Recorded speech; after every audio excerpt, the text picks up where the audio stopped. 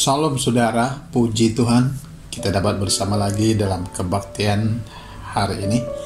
Kita bersyukur sebab Tuhan izinkan kita bersama-sama lagi untuk beribadah walaupun hanya di dalam talian saja. Saya teramat gembira dapat bersama dengan saudara lagi bertemu dalam kebaktian online ini, karena saya percaya bahwa Tuhan ada rencana yang terindah bagi kita hari ini. Pada pagi hari ini saya ingin sampaikan khotbah dengan tajuk hidup dalam kantung baru. Dan khusus untuk pagi ini saya ingin sampaikan subtemanya, yaitu Tuhan memberkati kita. Dalam Matius pasal 9 ayat 17, di situ dikatakan begini: begitu pula anggur yang baru tidak diisikan ke dalam kantung kulit yang tua, karena jika demikian kantung itu akan koyak sehingga anggur itu terbuang dan kantung itu pun hancur. Tetapi anggur yang baru disimpan orang dalam kantung yang baru pula. Dengan demikian terpeliharalah kedua-duanya.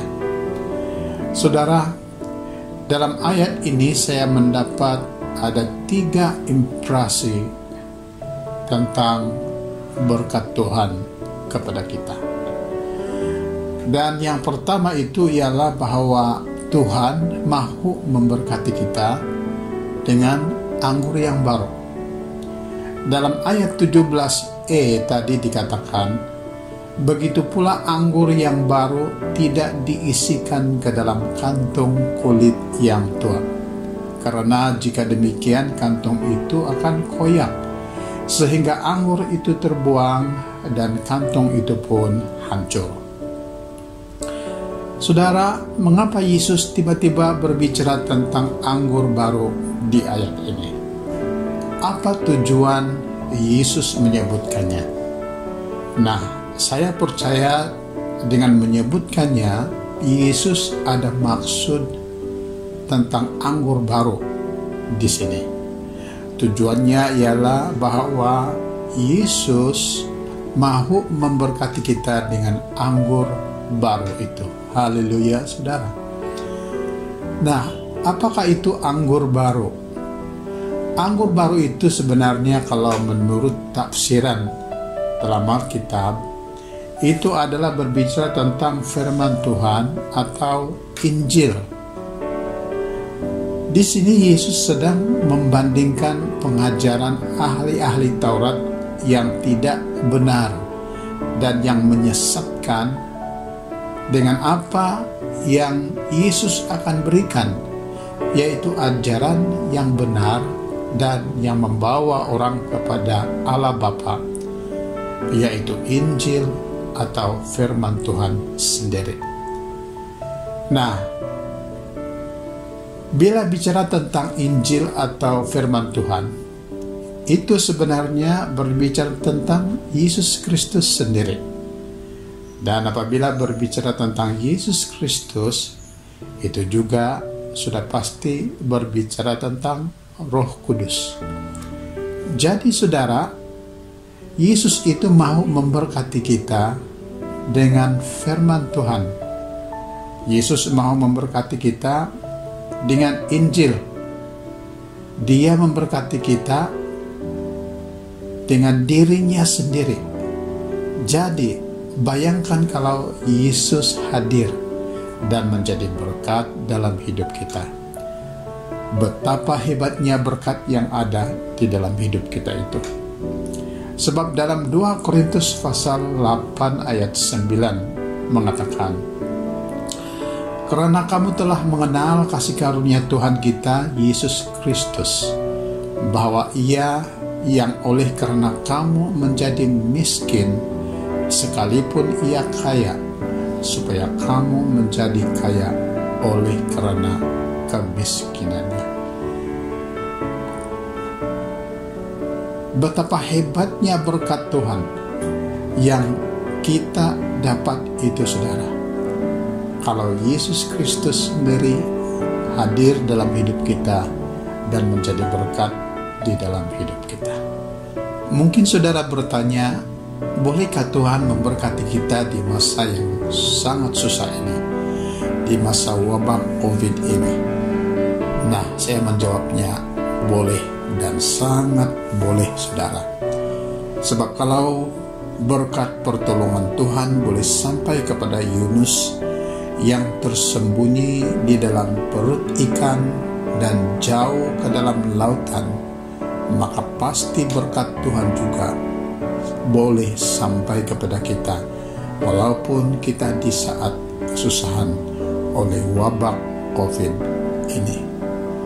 Kalau berkat pertolongan Tuhan boleh sampai kepada Daniel dan saudara-saudaranya yang dalam perapian yang panas itu, demikian juga berkat Tuhan pasti boleh sampai kepada kita di masa kesulitan ini. Sebab kuasa berkat Tuhan tiada yang menghalangnya.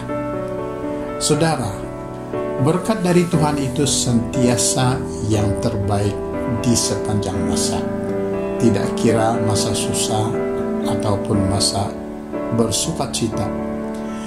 Keistimewaan berkat Tuhan itu saudara tidak boleh dipengaruhi oleh apapun keadaan, sama ada keadaan sulit atau keadaan baik. Berkat Tuhan itu tetap terbaik di sepanjang masa. Sebab Yohanes pasal 2 ayat 9 dan 10 mengatakan, setelah pemimpin pesta itu mengecap air yang telah menjadi anggur itu, dan ia tidak tahu dari mana datangnya, tetapi pelayan-pelayan yang mencedok air itu mengetahuinya. Ia memanggil mempelai laki-laki dan berkata kepadanya, setiap orang menghidangkan anggur yang baik dahulu, dan sesudah orang puas minum, barulah yang kurang baik. Akan tetapi engkau menyimpan anggur yang baik sampai sekarang. Ayat yang terakhir itu dikatakan, akan tetapi engkau menyimpan anggur yang baik sampai sekarang. Haleluya saudara.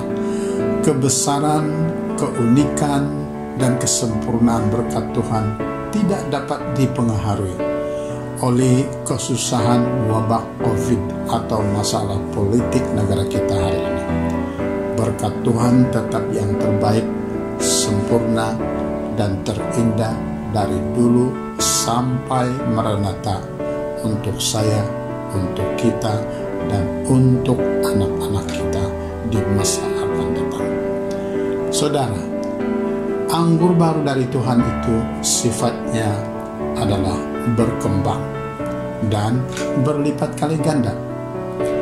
Dalam ayat 17e tadi mengatakan, begitu pula anggur yang baru tidak diisikan ke dalam kantung kulit yang tua, karena jika demikian kantung itu akan koyak sehingga anggur itu terbuang dan kantung itu pun hancur. Mengapa kantung kulit tua itu koyak kalau diisi dengan anggur baru, saudara? Sebab anggur itu punya sifat fermentasi atau penapaian. Jadi sama halnya dengan Injil itu akan berkembang, dan berkat Tuhan itu akan berkembang menjadi sangat banyak, sebab ia ada sifat fermentasi untuk mencapai kesempurnaannya di dalam hidup kita. Masih ingat ketika Yesus memberi makan 5.000 orang? Pada masa itu di tangan Yesus cuma ada 5 roti dan 2 ikan. Tetapi pada masa sesudah sampai kepada orang ramai, roti dan ikan itu, saudara, menjadi berkembang dan bertambah banyak. Berkat yang mau diberikan Tuhan kepada kita itu mempunyai sifat yang berkembang. Jadi kita tidak akan berkekurangan, saudara, walau apapun keadaan yang kita hadapi, sebab berkat Yesus yang Dia mau berikan kepada kita itu, Dia pandai berkembang sampai mencapai kesempurnaannya di dalam hidup kita. Haleluya. Ibrani pasal 6 ayat 14e mengatakan, sesungguhnya aku akan memberkati engkau berlimpah-limpah. Haleluya. Puji Tuhan, saudara. Yang kedua ialah bahwa Tuhan memberkati kita dengan kantung yang baru. Ayat 17b mengatakan, tetapi anggur yang baru disimpan orang dalam kantung yang baru pula. Jadi Tuhan mau memberkati kita dengan anggur yang baru. Tetapi Tuhan mengajar kita agar anggur baru itu tidak disimpan dalam kantung kulit yang lama, malah harus menyimpannya ke dalam kantung kulit yang baru. Sebab jika disimpan dalam kantung kulit yang lama, maka kantung itu akan koyak. Itu sebabnya ada pelajar Alkitab yang baru tamat di dalam pelajaran di seminari, kemudian diberikan pangkat sebagai pendeta di sebuah gereja, hidupnya terus koyak, saudara, sebab dia masih hidup dalam kantung yang lama. Ada pemimpin yang secara tiba-tiba menjadi YB, menteri, hidupnya terus koyak, sebab dia masih hidup dalam kantung yang lama.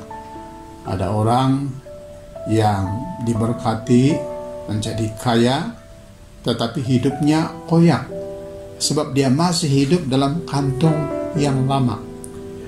Saudara, Tuhan Yesus mengajar kita dalam ayat 17b tadi agar kita simpan anggur baru itu ke dalam kantung yang baru. Jadi jangan simpan anggur baru ke dalam kantung yang lama. Simpanlah di kantung yang baru. Apakah itu kantung yang baru?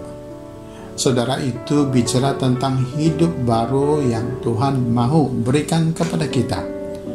Kita perlukan kantung baru itu, tetapi tidak mungkin kita mendapatkannya dengan kekuatan, kemahiran, pengetahuan, kebijaksanaan, dan malah harta kekayaan kita. Itu semua tidak mungkin, saudara. Melainkan hanya Yesuslah yang boleh menawarkannya.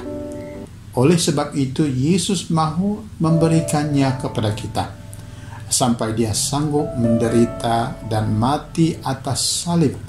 Tetapi oleh kuasa dan kemuliaan Bapa di surga telah membangkitkan Yesus kembali, supaya kita menjadi hidup baru. Roma 6 ayat 4 mengatakan, dengan demikian kita telah dikuburkan bersama-sama dengan Dia oleh baptisan dalam kematian, supaya sama seperti Kristus telah dibangkitkan dari antara orang mati, oleh kemuliaan Bapa, demikian juga kita akan hidup dalam hidup yang baru. Jadi dalam ayat 17b ini, saudara, saya dapat impresi bahwa Yesus mau memberkati kita dengan memberikan kantung yang baru, yaitu hidup baru kepada kita, supaya kita dapat menerima anggur baru itu dan menyimpannya dengan baik dan dengan selamat dalam kantung baru yang Yesus mau berikan itu. Yohanes pasal 3 ayat 7 mengatakan, janganlah engkau heran, karena aku berkata kepadamu, kamu harus dilahirkan kembali. Saudara dan saya harus dilahirkan kembali. Saudara dan saya harus memiliki kantung yang baru dan hidup di dalam kantung yang baru itu. Jadi berkat Tuhan akan dicurahkan kepada kita, saudara, apabila Tuhan nampak kita sudah ready, sudah siap, sudah hidup dalam kantung yang baru.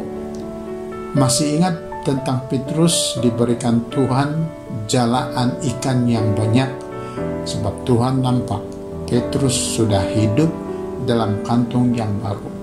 Ketika Petrus mengatakan, dalam Lukas 5 ayat 5, "Guru, telah sepanjang malam kami bekerja keras dan kami tidak menangkap apa-apa. Tetapi karena Engkau menyuruhnya, aku akan menebarkan jala juga." Petrus mengatakan, "Tetapi karena Engkau menyuruhnya, aku akan menebarkan jala juga." Perkataan Petrus ini adalah perkataan orang beriman, saudara. Ia adalah perkataan seorang yang sudah hidup dalam kantong yang baru. Walaupun baru tadi Yesus berkhotbah di tepi pantai, tetapi Petrus teramat cepat untuk menanggap firman Tuhan itu, sehingga dengan sekelip mata dia telah menerima kantong baru, hidup baru, pikiran baru, hati yang baru di dalam Tuhan. Jadi Yesus memberkati kita dengan kantong baru itu, yaitu hidup baru, untuk kesempurnaan rencana berkat-Nya atas kita. Tuhan tahu kita tiada jalan untuk mendapatkannya, saudara, walau dengan apa sekalipun cara. Sebab itu Yesus memberikannya secara percuma, sebab wadah yang terbaik untuk berkat Tuhan, yang terbaik ialah kantong yang baru, yaitu hidup baru yang ditawarkan Yesus melalui pengorbanannya dan kematiannya di atas salib. Berkat ketiga dan yang terakhir yang Yesus memberikan kepada kita ialah berkat penjagaan akan anggur baru dan kantung baru itu. Ayat 17c mengatakan, "Dengan demikian terpeliharalah kedua-duanya." Saudara, melalui ayat ini saya dapat impresi bahwa Yesus mau memberkati kita dengan mengambil berat dan mahu menjaga kedua-duanya, yaitu anggur baru dan kantung baru itu bagi kita. Mengapa? Sebab anggur baru dan kantung baru itu tidak terkira nilainya, saudara. Kedua-duanya, yaitu anggur baru dan kantung baru itu, telah terbit dari kasih karunia Tuhan Yesus Kristus dan oleh darah-Nya yang mengalir di atas kayu salib. Dan nyawa anak manusia yang juga disebut sebagai anak Allah, yaitu Yesus Kristus, itu telah membayar kemunculan dan kewujudan anggur baru dan kantung baru itu bagi kita. Oleh itu, nilainya memang tidaklah terkira banyaknya. Kalau demikian, patutlah keduanya perlu dijaga dan dihargai. Sebab kita tidak mempunyai kekuatan dan kebolehan untuk menjaganya. Pernahkah saudara mendengar tentang orang yang sudah lahir baru dan diberkati dengan berkat yang banyak tetapi masih berbuat dosa? Pernah kan? Nah, itu menunjukkan betapa lemahnya manusia. Tetapi jangan risau, saudara, sebab Tuhan memberkati kita dengan berkat penjagaan terhadap anggur baru dan kantung baru itu untuk kita. Tuhan mengirim Roh Kudus-Nya untuk membantu kita bagaimana kita boleh menjaga anggur baru dan hidup baru yang Tuhan sudah anugerahkan di dalam diri kita. Saudara, dari satu ayat ini kita sudah belajar tentang 3 berkat yang Tuhan mau berikan kepada kita. Yaitu yang pertama, bahwa Tuhan memberkati kita dengan anggur yang baru. Dan yang kedua ialah Tuhan memberkati kita dengan kantong yang baru.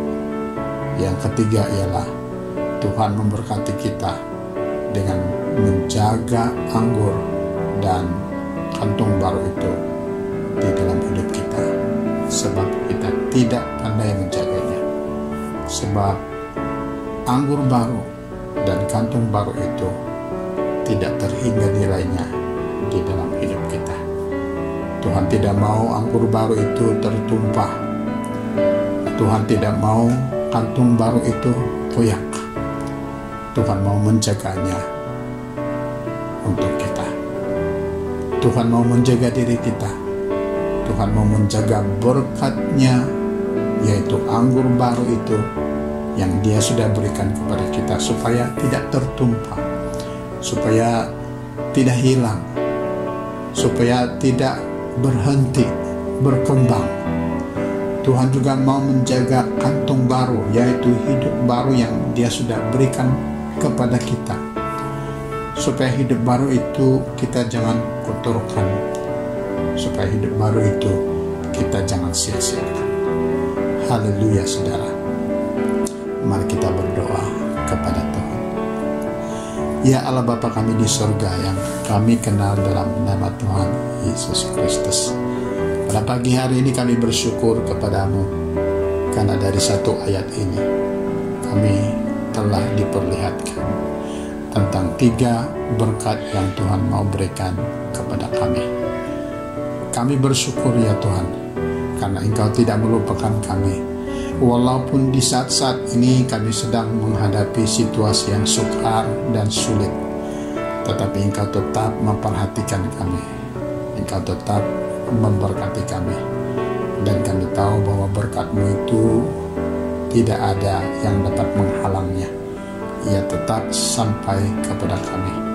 Walaupun kami tersembunyi di dalam kesusahan yang besar, walaupun kami dilingkupi oleh kesulitan yang besar, tetapi berkat-Mu itu tetap sampai. Bapa, saya berdoa untuk anak-anak-Mu yang sedang mengalami kesusahan, sakit penyakit, masalah ekonomi, keuangan, masalah keluarga. Bapa, saya berdoa dalam nama Tuhan Yesus Kristus, supaya Tuhan datang menjamah, melepaskan mereka dan memberkati mereka. Tidak kira Bapa dimanapun mereka berada, saya mau berdoa supaya Tuhan memberkati mereka. Terima kasih Bapa, berkatilah kebaktian online kami, terus menerus dapat memberkati ramai jiwa.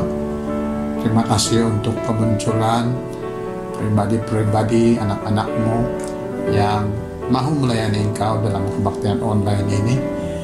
Engkau berkati mereka dan terus memberikan hikmat dan kekreatifan di dalam pelayanan ini. Terima kasih ya Bapa, di atas dan di dalam nama Tuhan Yesus Kristus kami sudah berdoa. Kita katakan bersama saudara, amin.